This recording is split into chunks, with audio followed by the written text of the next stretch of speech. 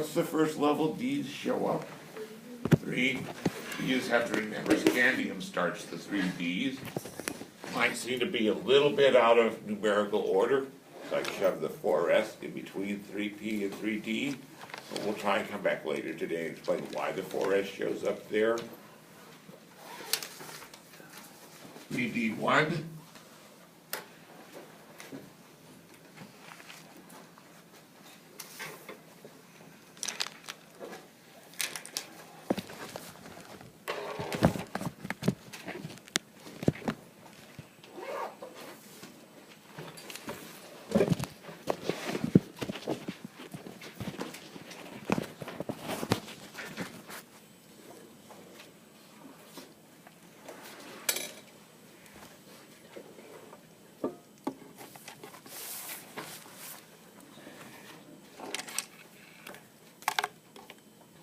Some of them get to be pretty long. If I were asking for the full electron configuration of hydrogen, would that be a fairly long configuration? Do we have any options that are shorter than the full electron configuration? Yes. There's something I tend to call the abbreviated electron configuration. And these terms are sort of key because when I give you a quiz or a test, I'm going to say you can give me the full electron configuration for these atoms, or give me the abbreviated. The abbreviated means we're going to put what we're going to call all the core electrons. We're going to represent them by just putting the preceding noble gas in brackets and then putting only what are called the valence electrons. The core electrons for scandium would be the electrons that are present in the noble gas before scandium. I'm just defining a couple of terms here because I haven't really used core electrons and valence electrons before. The core electrons for scandium would be the 18 electrons that are also present in argon, that part of the electron configuration. So I can call these core electrons. We'll see later on that when we undergo a chemical change, not much happens to the core electrons. But when we undergo a chemical change, the real change to the atom is occurring in the valence electrons, the ones that come in after the noble gas, just before it. So these are going to be my valence electrons here. What I'm going to do, if I was doing this, I'd write argon in brackets. That would represent all 18 core electrons. And then I just have to say, okay, I find argon, that's atomic number 18. If I was reading off the periodic table, I just start writing with the 19th electron, which corresponds to potassium, calcium, and scandium. So potassium, fourth period, so it's filling up the 4s2. One more electron for scandium, 3d1. That would be the abbreviated as opposed to the full. Particularly for elements down towards the bottom of the periodic table, you're going to hope that you get asked for an abbreviated electron configuration, not a full electron configuration. What noble gas is just before iodine? Krypton. Kr, way over here on the side. Atomic number 36 here. There's going to be still a whole bunch of electrons beyond that, but I'd say this, the first 36 electrons.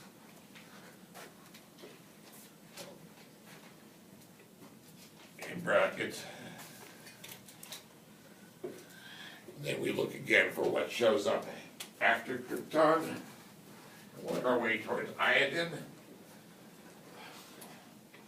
Rubidium. What level would rubidium start out? 5s, so that's 5s2. How about yttrium?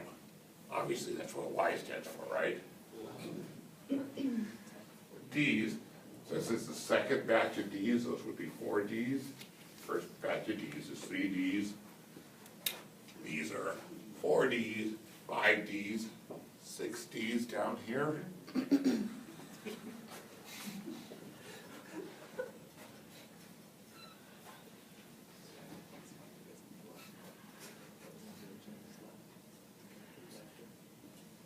What comes after the 4Ds? 5Ps. In this case, the way we're reading it, we're going through the 5th period. So the 5th period is the 5 S's, the 4Ds, and the 5Ps.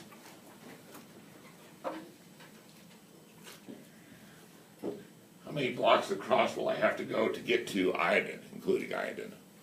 5. So 5P5. Pretty easy to do. Most people get this down pretty easily. Do we need to do many other examples of abbreviated? Maybe give you one to work on your own? Yes, please. Let's do the ones. Forward electron configuration. What's that? The left. Maybe lead?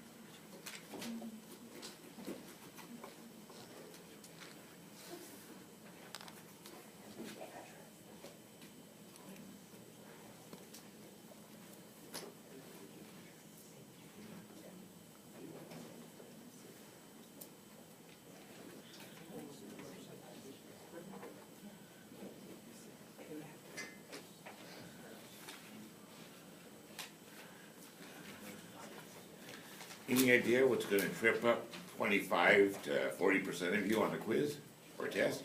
The F orbitals. The F orbitals? Anybody forget the F orbitals? I did.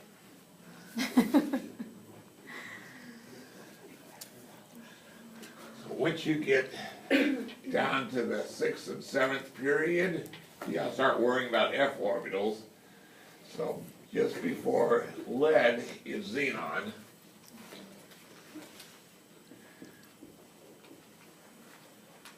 Xenon, atomic number 54. So if I go ahead and count up, next number should be atomic number 55. That's cesium. 6s2. So far, so good. And okay, everybody likes to do their periodic tables a little differently. Let me see. 1, 2, 3, 4, 5, 6, 7, 8, 9, 10, 11, 12, 13, 14, 15. Yep, they screwed this one up.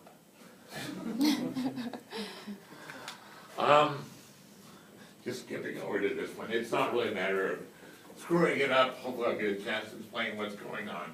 You notice over here they got lithium, actinium, over here in the D block. Over there I was counting across and it's 15 elements because they included lithium and actinium in front of the sorry, in front of the 4F and the 5F elements. Usually lanthanum is considered to be 5D1, the first of the 5Ds. And then the rest of these would be the rest of the 5Ds. But the odd thing is, if you notice numerically, obviously 72 is the next number right after 57. When I count, I do 56, 57, 72. That's how everyone else counts.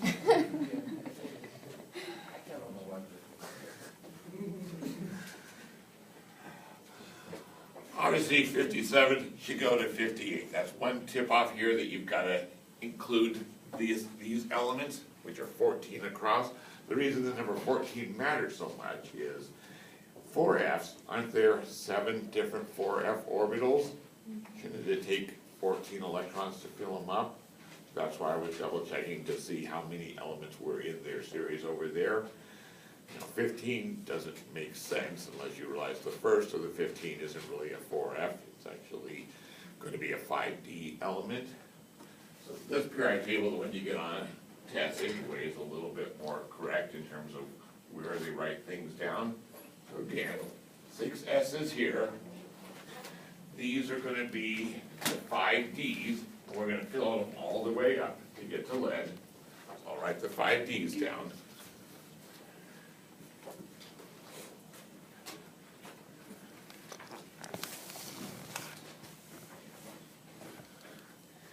And then in the middle of those 5Ds,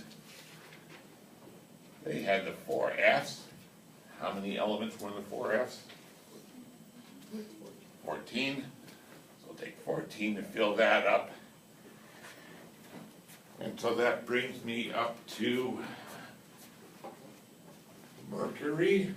Then I have 1, 2 more elements to go past mercury. So I'm going to have 6p2.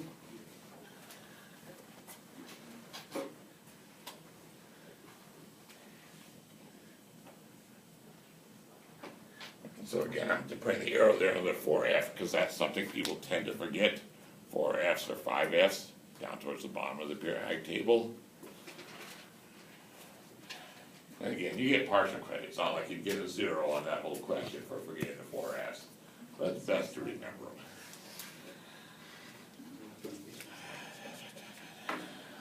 We'll come back later on and talk about what order is really the best order to list these in. But for right now, we'll just write them in the order that we read them off the periodic table.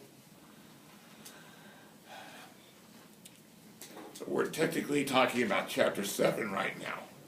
But it's going to turn out that chapter 8 could easily have been included in chapter 7.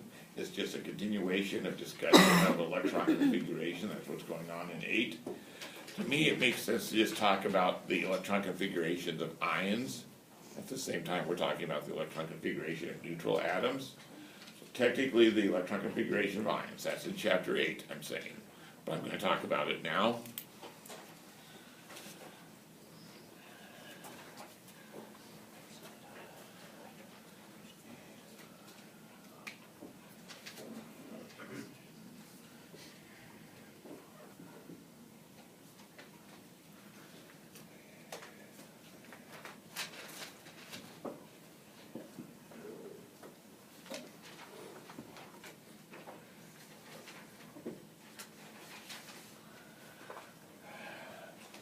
Oxygen be 1s2, 2s2, 2p4, does that sound right?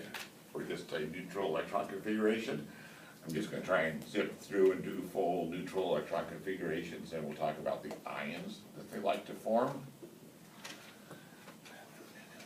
So nitrogen 1s2, 2s2, 2p5. Am I doing that right?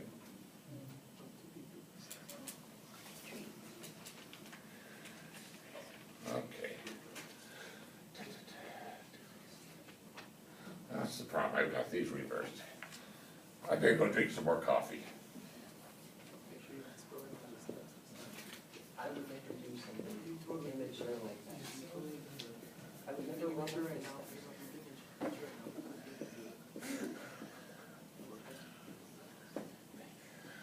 So these are just a series of the periodic tables. I'm just increasing by 1 the last place each time. 1s2, 2s2, 2p6. Now I filled up the 2p level. In fact, I filled up completely the n equals 2 level. The n equals 2 was the 2s and the 2p. So now I've got to jump up to sodium, and I'm going to start using the n equals 3 level.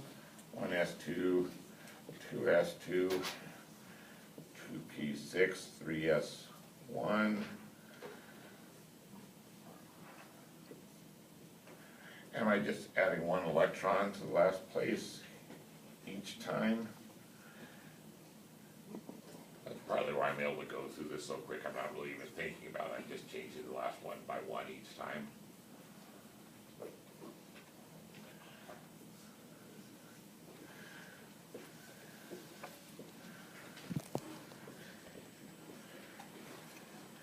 3s is filled up for aluminum, so I've got to go to 3p1.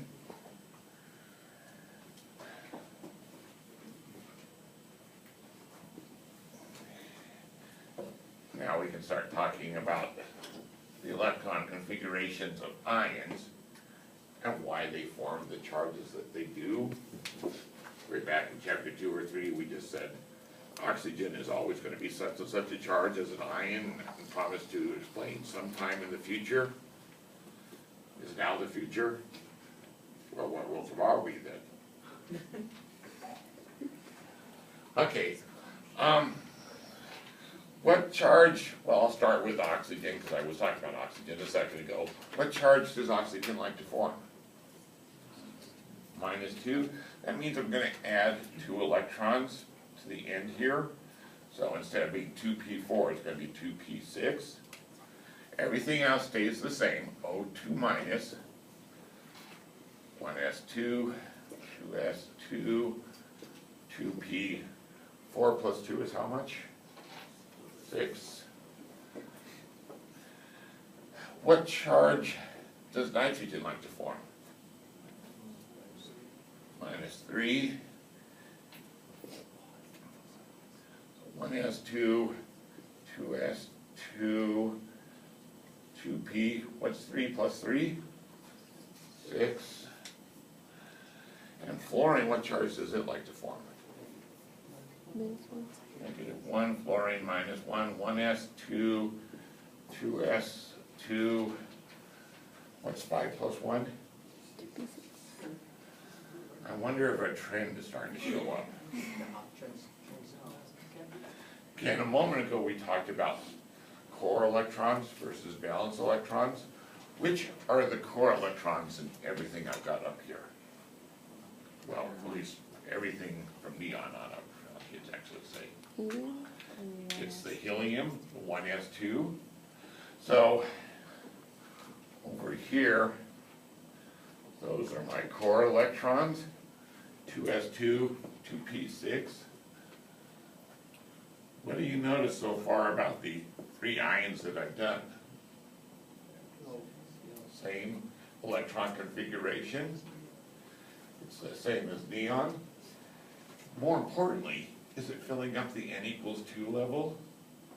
What's going on is a filled energy level is a particularly stable energy level. We've said before noble gases don't like to react. An explanation as to why they don't like to react is noble gases are going to have filled levels. They're going to be NP6, where N is whatever the period is. For neon, it's second period. Argon, third period. Krypton, fourth period. So the noble gases always have a filled P6 level, and that makes them fairly stable. What's another name for the fact that nitride, oxide, fluoride have completely filled n=2 levels? Starts with an O.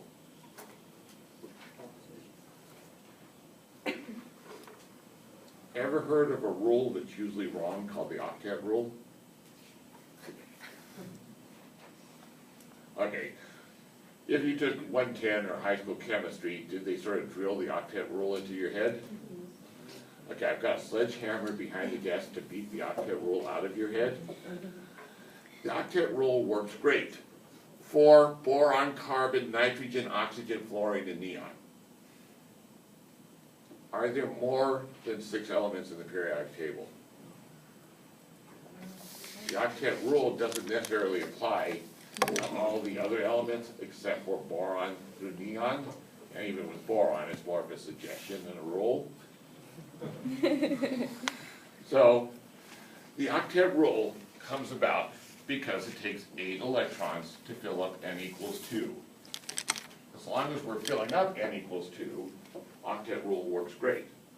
That's boron through neon. But would the octet rule apply to hydrogen or helium? Something called the duet rule applies there. 2 electrons to fill up the 1s. Once I get to the 3rd level,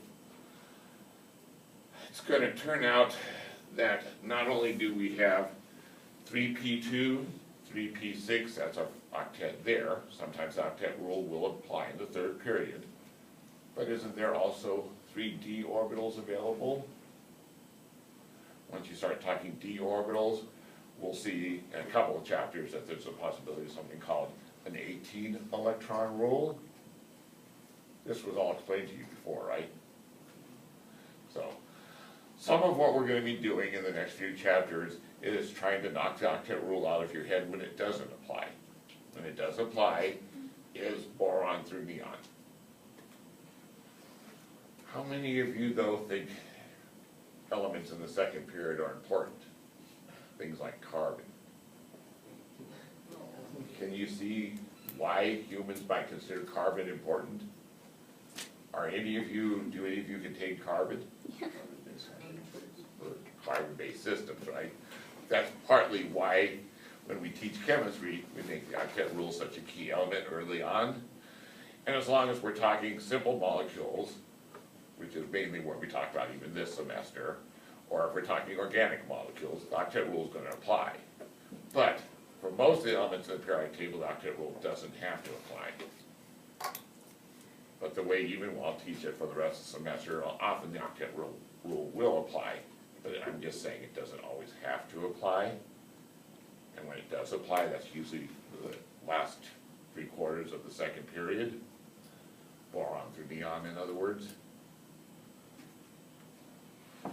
Okay. Anyway, does neon form ions? You know, it's already got this good n = 2 level completely filled up, octet rule sort of situation. Core electrons, excuse me, I call them core electrons, didn't I? I'm sorry, man, that's where being blank looks. Those are valence electrons. Apologize for that. There's a little bit of sleep again. Valence electrons equal 8. What? It's going to write good, but you think I should write a happy face next to it instead? That's sort of saying octet rule, right? Neon automatically has the octet rule because the 2s and the 2p are already completely filled up. So neon is neutral, 1s2, 2s, 2, 2p6. Is there any way sodium could get the same electron configuration? Could we predict what charge maybe sodium would like to have, even if we didn't know its charge? Could it probably easily lose 1 electron, as opposed to picking up 7 more electrons to fill up the n = 3 level, or at least to fill up the 3p level? So we're going to lose this 1 electron. That's what we can do by looking at the configuration. If it's only a few electrons past the previous noble gas, it's going to lose electrons. That's what metals do, they lose electrons. And metals are usually just a little bit past a noble gas. Non-metals are usually a little bit short of a noble gas, so they pick up electrons to turn into a noble gas. So Na plus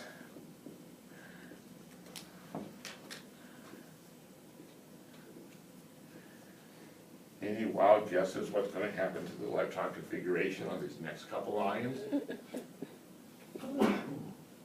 For main group elements, they want to form the same configuration as a noble gas.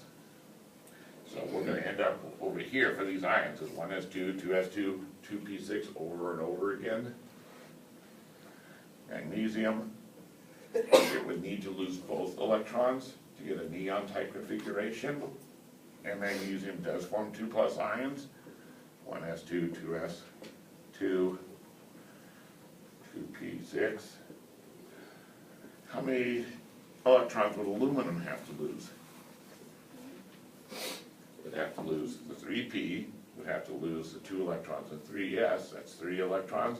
Aluminum does form 3+ ions, so it's getting the same electron configuration as neon.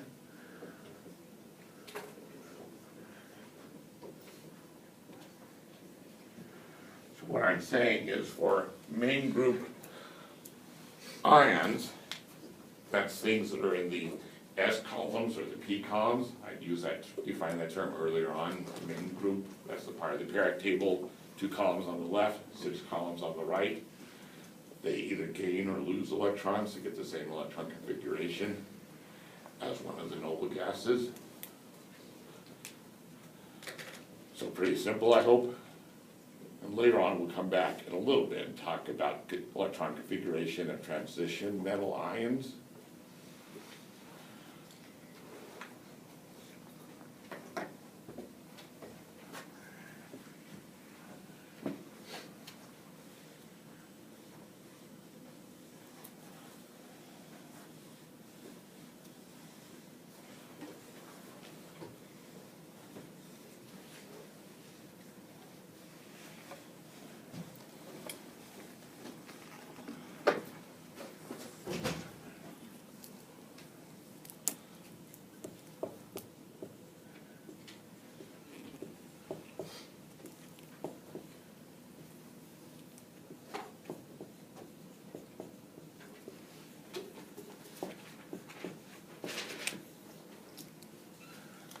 Sometimes you might get a question like, how many unpaired electrons exist in an oxygen atom? So that has something to do with the electron configuration. So you could perhaps start out by just doing oxygen as 1s2, 2s2, 2p4. Does that tell me how many unpaired electrons it has? So we might have to go to something more complicated than even the full electron configuration. I mentioned there's going to be like 4 different styles or formats of writing electron configuration. The next one is something going to be called an orbital diagram.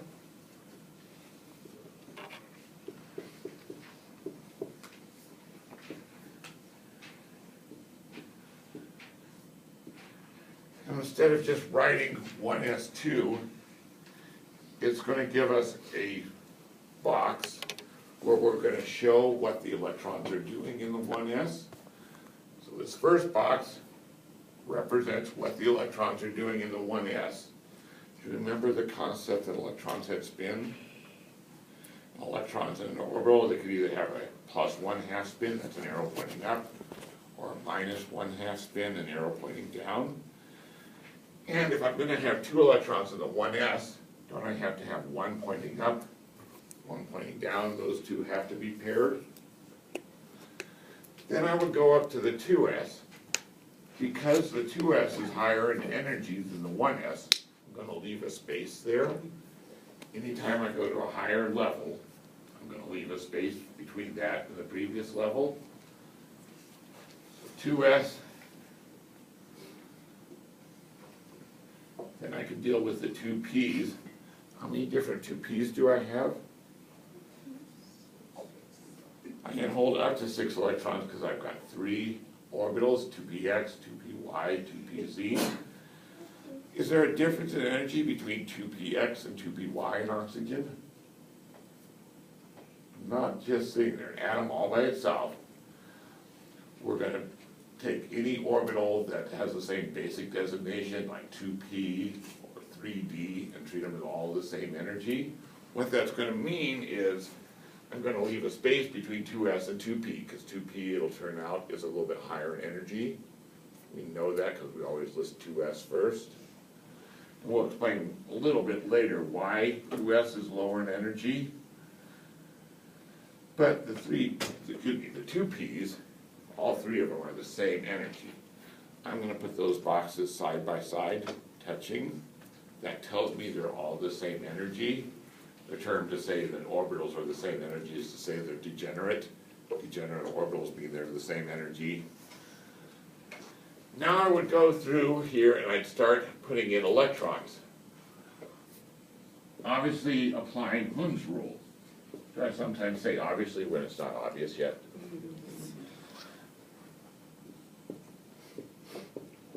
Hund's rule tells you how to put electrons in partially filled levels. It would take 6 electrons to fill up the 2p.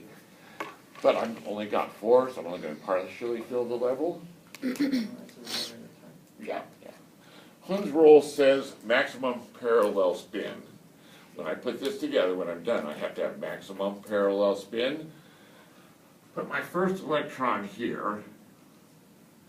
I just arbitrarily start pointing up. Could have been just as well pointing down, doesn't really matter, there's no rule in terms of whether it's up or down, it's just tradition to put the first electron pointing up. Okay, now my second electron, should it go in the same box or into a different 2p level? Different one. These are taking up different parts of space. Electrons are negatively charged. The negative repulsion between electrons is stronger than any sort of magnetic attraction, so they try to push apart. Sometimes I explain it, if you've got 3 bedrooms and 2 kids, are you gonna put both kids in the same bedroom, or are they gonna go in separate bedrooms? Does that sound like one way of looking at it? They're repelling each other. So my second electron of the 4 goes here. Same reason the fourth one goes there. Now I do have one more electron to put in. And technically, I could put it in any of the 3 boxes. I could fill up any of the, when I put the next electron in, I'm gonna fill up one of my boxes. But we usually do fill left to right, not because there's a rule that says to, it's just more tradition, so it's the same reason we write left to right. So I'm gonna put my next electron here. Could have gone in any, and it would have given me the same answer, no matter which box I put it in. I still would have ended up with 2 unpaired electrons. To be able to answer this first question up here, I have to use an orbital diagram. So if you get a question like, how many unpaired electrons, or also is it paramagnetic or diamagnetic? I know that was on the last homework that you already did. But to actually be able to answer that and know how you're answering it, you might have to do this orbital diagram, the thing with the boxes. Diamagnetic, dia means 2, means everything's paired. If I do helium, let me just write helium off to the side. Helium would be 1s2. Aren't all the electrons in helium paired? Associated with an electron of opposite spin is what I mean by paired. This is all electrons paired. Diamagnetic.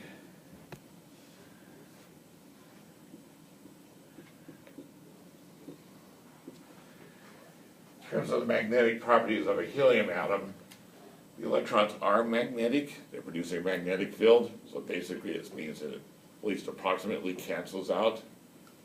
It has very little magnetic properties because the magnetic fields of the electrons are canceling. Over here, when all the magnetic fields of the electrons cancel, I've got a couple where they're not paired, they're not being canceled out by an electron of opposite spin.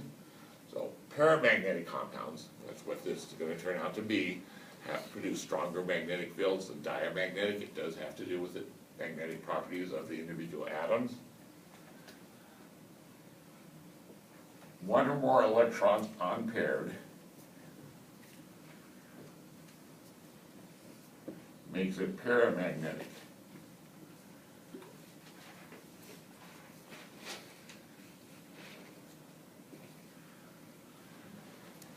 And it doesn't matter how many electrons, it could be one unpaired electron.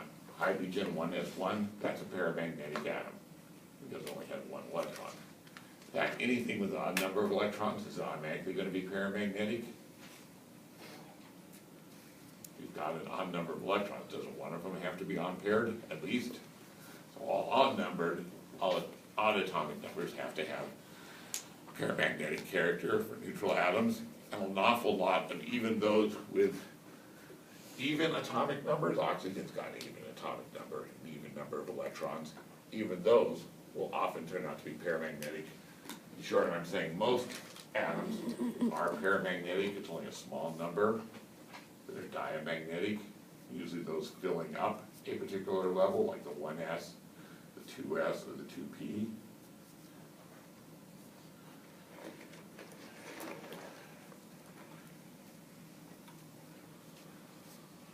Do we need to do very many more examples of these orbital diagrams? We'll do some more examples later on, but can we move on to the next style? So three styles so far. Full electron configuration, starting with 1s, 2, so on and so forth. Abbreviated, that's where you start with a noble gas in brackets. And this is the orbital diagram, the one with boxes. The fourth type, the last one we're going to worry about, is an orbital energy diagram.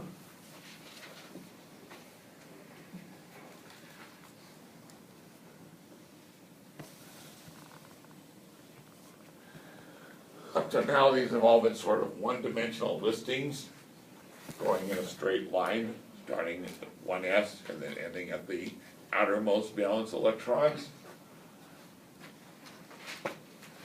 But this orbital energy diagram is going to be more of a two-dimensional diagram.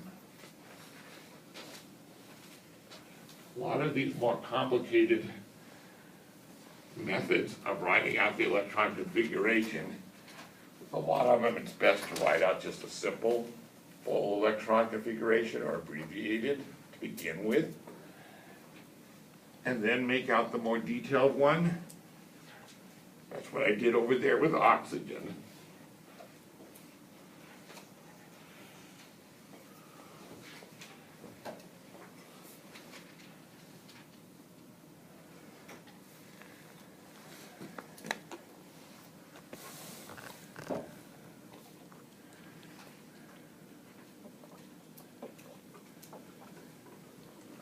Well, let's go back and do scandium. One has 2, 2s, 2, 2p6, 3s2, 3p6, 4s2, 3d1. That's scandium.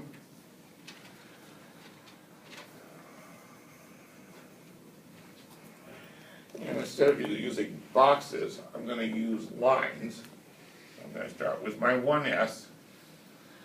That line is just where I'm going to put two electrons, one pointing up, one pointing down. Hopefully it's not too far down. I'm just going to be using both the left to right part of the board, plus the vertical dimension of the board. So I always start with the lowest level, with me if I'm writing the full configuration.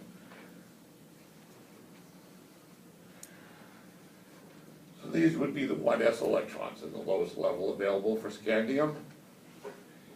Isn't there a point where if I add enough energy, I rip the electrons totally out of scandium? I don't know if you remember when we talked about the Bohr model. We said the energy was proportional to -1 over n squared. What that meant is the n equals 1 was the lowest possible level. As I approached n equals infinity, I was approaching zero energy, the energy of an electron totally ripped out of an atom. Let's say somewhere up here, just below scandium, is zero energy. The energy of an, you can either call it an electron at n equals infinity or an electron totally ripped out of an atom. In other words, an electron not attracted to an atom whatsoever, is essentially what I'm saying. So I put the 1s level, the n equals 1 level way down here. And I'm referring back to that idea that the energy of a level is proportional to -1 over n squared. Where should I put the 2s level? If this is the lowest possible level, and right about here is the highest possible level, shouldn't I be putting it about 1/4 of the way down? N equals 2, 2, I take that 2, square it, take -1 over 2 squared, that's -1/4. So I'm going to drop, here I drop all the way down, but to get to n equals 2, I only drop 1/4 of the way down. The important thing is that there's going to be a huge jump between 1s and 2s. Do you sort of remember a weird staircase that I drew when I talked about the Bohr model? That looks something like that. That's sort of what I'm saying. That represents the different energy levels. The 1s is way down here, my 2s is gonna be up there. So there's gonna be a huge jump in energy between 1s and 2s. And I put 2 electrons in there. Is the 2p exactly the same energy as the 2s? It's a little bit higher, isn't it? Any idea why the 2p is higher in energy? In other words, not as stable. The electrons aren't as stable in a 2p as they are in a 2s.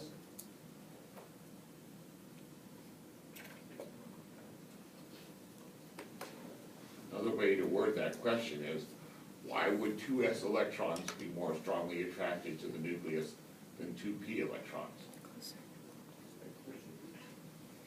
Anybody know the answer to that? That was probably a bad hint, right? For the 2s, is there a node right at the nucleus? The 2s isn't the highest electron density right at the nucleus. Technically, the average distance or the average diameter of a 2s orbital and 2p orbital are exactly the same, but the electron distribution within that cloud is not the same. A 2s, any s orbital, has its maximum density right at the nucleus. How much electron density does a 2p orbital have exactly at the nucleus? I want an exact number here. 0, because there's a node going right through the middle. If the 2s spent its greatest amount of time right at the nucleus, and the 2p electron is never at the nucleus, which is going to be maybe more strongly attracted? The 2s, because it's said to penetrate more towards the nucleus. One of the things I didn't mention in that discussion,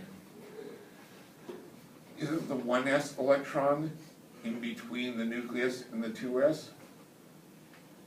It's lower in energy, right? It's a smaller orbital. You can sort of look at it as being in between the 2s and the nucleus. But doesn't the 2s sometimes penetrate all the way to the nucleus?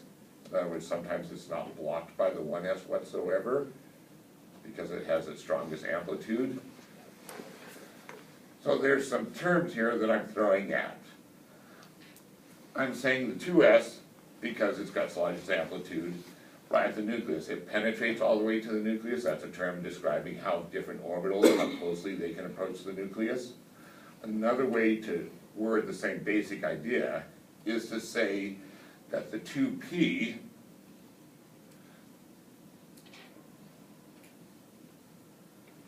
is more shielded than the 2s. 1s is shielding both of these. In other words, blocking some of the attraction to the nucleus because it's a little bit closer to the nucleus.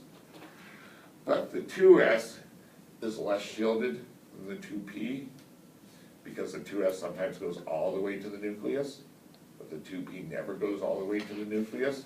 Those terms make a little bit of sense. Yeah. And it's just trying to explain why is the 2s lower in energy than the 2p. For these ideas to apply, you have to have electrons in the 1s and in higher levels. Would this idea apply to hydrogen? No, because that's only got one electron. This shielding or penetrating idea, that's the interaction of multiple electrons in an atom. So for hydrogen, hydrogen's weird. Its 2s, its 2p are exactly the same energy, but for every other element, the 2p is higher than the 2s.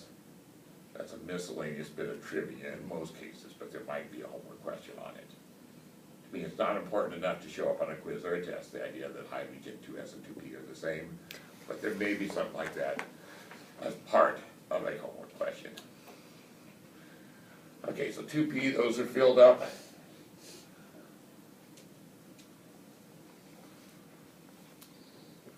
Where am I going to put 3s?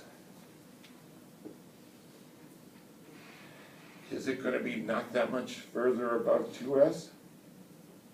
So big jump here when I go up to the next n equals whatever s level. It's going to be a smaller jump each time I go to the next higher level.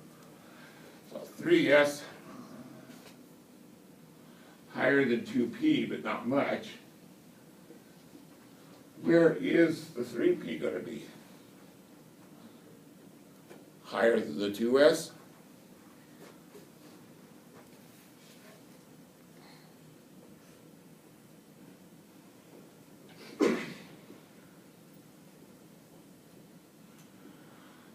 What other levels do we have in n equals 3 besides 3p? How about 3d? This makes sense. So I'm going to write the 3d, then I'll come back to the 4s. Shouldn't the 3d be higher still? Higher up than the 3p at least? So 3d, 1, 2, 3, 4, 5. I'm just trying to show s is the lowest of a particular numerical value, p next highest, d above that. If I had an f, I'd be going up higher still. Now I need to write in a 4s. I'll put electrons in a moment. Will the 4s get squeezed in there even tighter than I have been? In other words, big jump from 1s to 2s, much smaller jump from 2s to 3s. Will I have an even smaller jump up to 4s? Could the 4s possibly end up right about there? Does that sort of look like my weird staircase here? They're getting packed in closer and closer. Hopefully I've made it look like the 4s just happens to drop in between the 3p and the 3d. What's happened, the reason the 4s shows up between 3p and 3d is simply because we're starting to pack orbitals so tightly together. Does that make sense? Once we start packing them so tightly together, there's going to be some overlap here. Maybe I'm making too big of a deal about it. Maybe it never struck you as weird that the 4s jumps in between these two. To me, it strikes me as weird, but there's an explanation for it. Sort of the fact that we're packing levels closer and closer together, and they start overlapping. So 4s, slightly lower than 3d. So I'll put 2 electrons in it. My last electron goes here. Is this paramagnetic or diamagnetic? Paramagnetic because it's got one unpaired electron. You can use this to determine paramagnetic, diamagnetic, probably simpler to do that sort of stuff. And this is usually for more complicated ideas, where you have to talk about slight differences in orbital energies up into here. I threw out words like shielding.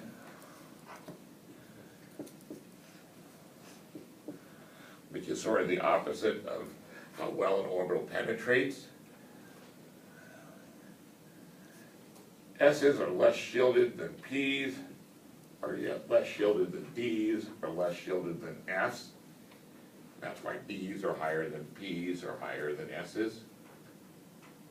I guess I never written down the word shielding before we talked about it, but I didn't write it down.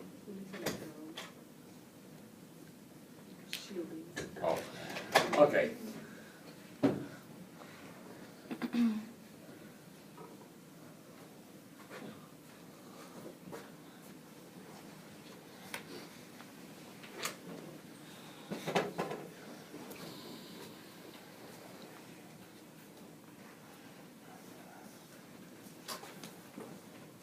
This was scandium over here. Let's do the same thing with chromium.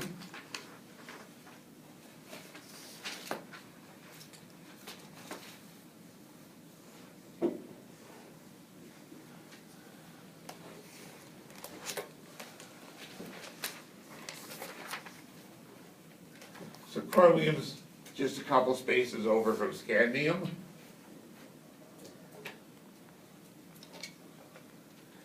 And for what I want to discuss here, we can just do the abbreviated. So argon